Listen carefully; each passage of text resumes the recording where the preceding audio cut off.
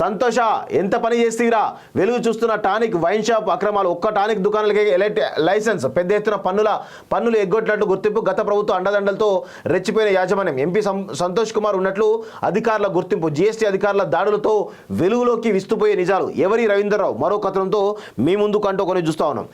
ముఖ్యమంత్రి కుటుంబాన్ని కుదిపేస్తోంది. స్వయంగా సంతోష్రావు పాత్ర ప్రత్యక్షంగా ఉందని ఎక్సైజ్ అధికారులు స్పష్టమైన ఆధారాలు సేకరించడంతో కేసీఆర్ ప్రభుత్వ హయాంలో కొనసాగిన అవినీతి కుంభకోణాల్లో ఇది కూడా కీలకంగా మారింది.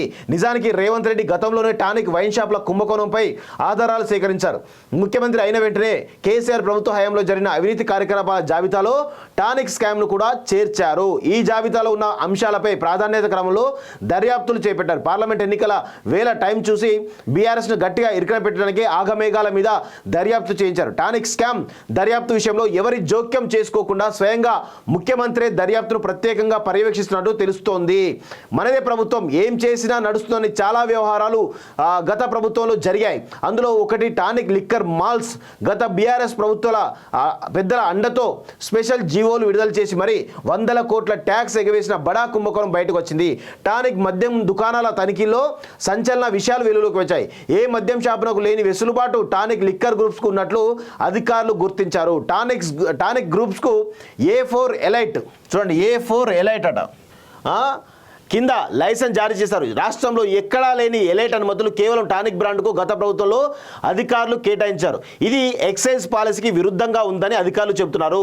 హైదరాబాద్లోని జూబ్లీస్లో ఉన్న టానిక్ ఎలైట్ వైన్ షాప్లో జీఎస్టీ అధికారులు చేపట్టిన సోదాల్లో విస్తుపోయే విషయాలు బయటపడ్డాయి.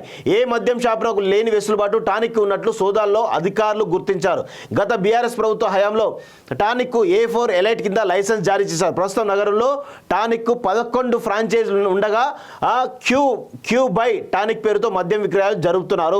తెలంగాణలో ఏ వైన్ షాప్కు లేని ప్రత్యేక అనుమతులు కేవలం టానిక్ మద్యం దుకాణానికి మాత్రమే ఉండడం గమనార్హం. ఈ మేరకు ప్రత్యేక జీవోను కూడా గత ప్రభుత్వం విడుదల చేసింది. టానిక్ వైన్ షాప్కు రాష్ట్రంలో ఏ డిపో నుంచైనా మద్యం తీసుకునే వెసులుబాటుతో పాటు దేశంలో ఏ రాష్ట్రం నుంచైనా రకరకాల మద్యం బ్రాండ్లను తెచ్చుకొని టానిక్లో విక్రయించుకునేలా అనుమతులు ఇచ్చారు. విదేశీ మద్యం అమ్మకానికి 2016లో గత ప్రభుత్వం ప్రత్యేక జీవోతో అనుమతి ఇవ్వగా 2017లో అమ్మకాలు మొదలుపెట్టారు. విదేశీ మద్యం విక్రయాల్లో ప్రభుత్వానికి పన్నులు చెల్లించకుండా ఎగవేసిన ఆధారాలు రాష్ట్ర వాణిజ్య పన్నుల శాఖ సేకరించింది. హైదరాబాద్లో టానిక్ వాటి అనుబంధ మద్యం దుకాణాలు గోదాముల్లో ఈ శాఖ అధికారులు తనిఖీ చేశారు. జీఎస్టీ వ్యాట్ ఎగవేత ఆధారాలు సేకరించారు. మద్యం అమ్మకాలపై రాష్ట్ర ప్రభుత్వం వ్యాట్ వసూలు చేస్తోంది.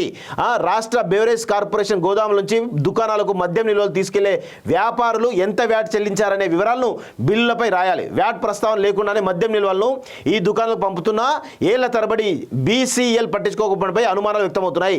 అసలు ఎంత మద్యం విక్రయించారు, ఎంత వ్యాట్ చెల్లించారనే వివరాలను ఈ దుకాణాల వ్యాపారులు పూర్తిగా ఇవ్వలేదని తెలుస్తోంది. మద్యం కొనుగోలుదారులకు ఇచ్చే రసీదు, ట్యాక్స్ ఇన్వాయిస్ను GST నెంబర్తో ఈ దుకాణాలు జారీ చేస్తున్నట్లు తనిఖీల్లో తేలింది. ప్రభుత్వ నిబంధనల ప్రకారం మద్యం అమ్మకాల రసీదులో వ్యాట్ వివరాలు మాత్రమే పేర్కొనాలి. GST కింద మద్యం అమ్మకాలు లేవు. అయినా GST పేరుతో ఎందుకు ప్రజల నుంచి పన్ను వసూలు చేస్తున్నారు, ఇప్పటి వరకు ఎంత తీసుకున్నారనే వివరాలను అధికారులు సేకరిస్తున్నారు. ఈ దుకాణాల్లో ఆహార పదార్థాల విక్రయానికి ప్రభుత్వ అనుమతి లేదు. అయినా వాటిని విక్రయిస్తూ GST చెల్లించకుండా మోసం చేసినట్టు తేలింది. అయితే 7 ఏళ్లుగా టానిక్ వైన్ షాప్ నిర్వాహకుల వందల కోట్ల రూపాయల ట్యాక్స్ ఎగ్గొట్టినట్లు ప్రాథమికంగా తేలింది. సో చూడండి, టానిక్ ఎలైట్ వైన్ షాప్ యజమానులుగా బీఆర్ఎస్ పార్టీకి చెందిన రాజ్యసభ సభ్యుడు MLC ఉండటమే అధికారులు గుర్తించారు. అంతేకాదు 11 మద్య షాపులను అవినీత్ రెడ్డి, అఖిల్ రెడ్డి అనే వ్యక్తులు నడిపిస్తున్న విశేషం. ఇక ఈ గ్రూప్ పరిధిలో బోడుపల్, గచ్చిబౌలి, మాదాపూర్ ప్రాంతాల్లో నిర్వహిస్తున్న షాపుల్లో 3 రాష్ట్ర ఉన్నతాధికారుల కుటుంబ సభ్యులకు వాటాలు ఉన్నట్లు తేలుతోంది. ఈ గత ప్రభుత్వంలో సీఎం అధికారిగా పనిచేసిన భూపాల్ రెడ్డి కుమారుడు అభినయ్ రెడ్డి, ఎక్సైజ్ ఉన్నతాధికారి రవీంద్రరావు కూతురు హారిక మరియు అడిషనల్ SP కూతురు ప్రియాంక రెడ్డికి టానిక్ గ్రూప్లో వాటాలు ఉన్నాయని తెలుస్తోంది. చూడండి, భూపాల్ రెడ్డి కుమారుడు అభినయ్ రెడ్డి, ఎక్సైజ్ ఉన్నతాధికారి రవీంద్రరావు కూతురు హారిక, మరో అడిషనల్ SP కూతురు ప్రియాంక రెడ్డికి టానిక్ గ్రూప్లో వాటాలు ఉన్నాయని తెలుస్తోంది. అందుకే అప్పటి బీఆర్ఎస్ ప్రభుత్వం చర్యలు తీసుకునేందుకు వెనకడుగు వేసినట్టు తెలుసు. వెనకడుగు ఏంది, వాళ్ళే కదా. ఎవరు? MLC పోచంపల్లి శ్రీనివాసరెడ్డి, అదేవిధంగా ఎవరు MP, రాజ్యసభ MP సంతోష్రావు కనుసన్నల్లో ఈ గ్రూప్ మొత్తం కూడా నడుస్తుందో తెలుస్తోంది. పూర్తిగా బీఆర్ఎస్ నేతల అండతోటే ఈ టానిక్ గ్రూప్ సంబంధించినటువంటి 11 ఫ్రాంచైజ్ గ్రూపులు ఏవైతున్నాయో ఇవన్నీ కూడా నడుస్తుందో తెలుస్తోంది. దానిలో విదేశీ మద్యం అమ్ముతా ఉన్నారు, వివిధ రాష్ట్రాల మద్యం కూడా అమ్ముతా ఉన్నారు. దానికి సంబంధించినటువంటి GST ఏదైతే వ్యాట్ ట్యాక్స్ అవుతుందో రాష్ట్ర ప్రభుత్వానికి కట్టకుండా ఈరోజు పెద్ద ఎత్తున మోసం చేసినందుకు వీళ్ళపైన క్రిమినల్ చర్యలు తీసుకునే విధంగా రాష్ట్ర ప్రభుత్వం కూడా ఈరోజు పెద్ద ఎత్తున ప్రయత్నాలు చేసినట్టు కూడా తెలుస్తూ ఉంది. 7 ఏళ్ల పాటు మద్యం విక్రయాలు లెక్క తీస్తే ఎంత ట్యాక్స్ ఎగ్గొట్టారో బయటపడుతున్న జీఎస్టీ అధికారులు లెక్కలేస్తున్నారు. ఇదిలా ఉండగా ఆ అసెంబ్లీ ఎన్నికల్లో బీఆర్ఎస్ పార్టీ అధికారంలోకి రావడంతో బీఆర్ఎస్ నేతలు తమ వాటాలు వేరే వ్యక్తులకు అమ్ముకున్నట్టు సమాచారం. ప్రధానంగా బీఆర్ఎస్ నేతలే టార్గెట్గా దాడులు చేయగా యజమానులు వాళ్ళు కాదని తేలడంతో అవాక్కవడం అధికారుల వంతైంది. దీంతో టానిక్తో పాటు దానికి అనుబంధంగా ఉన్న అన్ని మద్య షాపులను అధికారులు తనిఖీలు నిర్వహించారు. సో మొత్తానికైతే గత బీఆర్ఎస్ ప్రభుత్వంలో ఎక్సైజ్ మంత్రిగా ఉన్న వి శ్రీనివాస్ గౌడ్ విచారిస్తే మద్య కుంభకోణాలు జరిగిన అవినీతి విషయాలు బయటబయలవుతాయని పలువురు రాజకీయ విశ్లేషకులు కోరుతున్నారు. గత మునుగోడు ఉప ఎన్నికలు ఏరులై పడిన నకిలీ మద్యం మంత్రి శ్రీనివాస్ గౌడ్ కనుసరణలోనే జరిగిన విషయం కూడా తెలిసిందే. ఎంతో ప్రజలు అనారోగ్యానికి గురయ్యారు. కావున అప్పటి బీఆర్ఎస్ ప్రభుత్వ ఎక్సైజ్ శాఖ మంత్రి శ్రీనివాస్ గౌడ్ విచారిస్తే మరిన్ని విషయాలు బయటపడే అవకాశాలు ఉన్నట్టు కూడా తెలుస్తోంది. ఇక చూడండి, ఇక ఇట్లా వీళ్ళని ఏమనాలో కూడా అర్థం కానటువంటి పరిస్థితి కనబడతా ఉంది. ఎందుకంటే ఇటు ఒకటే ఏది టానిక్ అనేటువంటి ఒక గ్రూప్కు సంబంధించి వి శ్రీనివాస్ గౌడ్ ఎవరైతే గత ఎక్సైజ్ శాఖ మంత్రి ఎవరైతే ఉన్నారో ఆయన ఇరుక్కునే అవకాశం కనబడతా ఉంది. రాజ్యసభ ఎంపీ ఎవరైతే సంతోష్ కుమార్ ఉండో ఆయన కూడా ఈరోజు ఇరుక్కునే అవకాశం కనబడతా ఉంది. అదేవిధంగా ఎమ్మెల్సీ పోచంపల్లి శ్రీనివాస్ రెడ్డి, అదేవిధంగా భూపాల్ రెడ్డి, సీఎంలో పనిచేసిన భూపాల్ రెడ్డి, అదేవిధంగా అడిషనల్ ఎస్పీ అంట ఆయనే, అదేవిధంగా రవీంద్రరావు అని చెప్పేసి ఎక్సైజ్ డిపార్ట్మెంట్ పనిచేసిన వీళ్ళందరి చుట్టూ కూడా ఈరోజు ఉచ్చు బిగుస్తున్నట్టుగా తెలుస్తూ ఉంది. రేవంత్ రెడ్డి గారికి నేను స్పష్టంగా ఒకటి సవాల్ విసురుతా ఉన్నాను. మీరు నిజంగా చిత్తశుద్ధి ఉంటే ఈ టాప్ లెవెల్లో ఉన్నటువంటి సంతోష్ రావు నుంచి మొదలుపెట్టుకుంటే పోచంపల్లి శ్రీనివాస్ రెడ్డి మొదలుపెట్టుకుంటే శ్రీనివాస్ గౌడ్ మొదలుపెట్టుకుని వీళ్ళని ఫస్ట్ వీళ్ళపైన చర్యలు తీసుకోవాల్సిందిగా కోరుతా ఉన్నాను. చిన్న చిన్న చేపలను కాదు అసలు తిమింగలను పట్టుకోమని చెప్తా ఉన్నాను. ఈరోజు ఈవెన్ రేస్ సంబంధించి కేటీఆర్ని ఎందుకు విచారిస్తలేరు? కేవలం అరవింద్ కుమార్నే ఎందుకు మీరు పెద్దగా హైలైట్ చేస్తూ ఉన్నారు? అదేవిధంగా కాళేశ్వరం విషయానికి వచ్చినట్లయితే ఎల్ఎన్టీకే చెప్తా ఉన్నారు. అదేవిధంగా మెగా కృష్ణారెడ్డి ఉన్నాడు, మరి హరీష్ రావు ఉన్నాడు, అదేవిధంగా కేసీఆర్ ఉన్నారు. వాళ్ళని కూడా ఈరోజు ఎందుకు మీరు ఆ తిమింగలను ఎందుకు పట్టుకోవట్లేదు అని చెప్పేసి నేను కోరుతా ఉన్నాను. దయచేసి మీకు దమ్ముంటే వాళ్ళపైన చర్యలు తీసుకోవాలని చెప్పేసి కూడా నేను సవాల్ విసురుతా ఉన్నాను.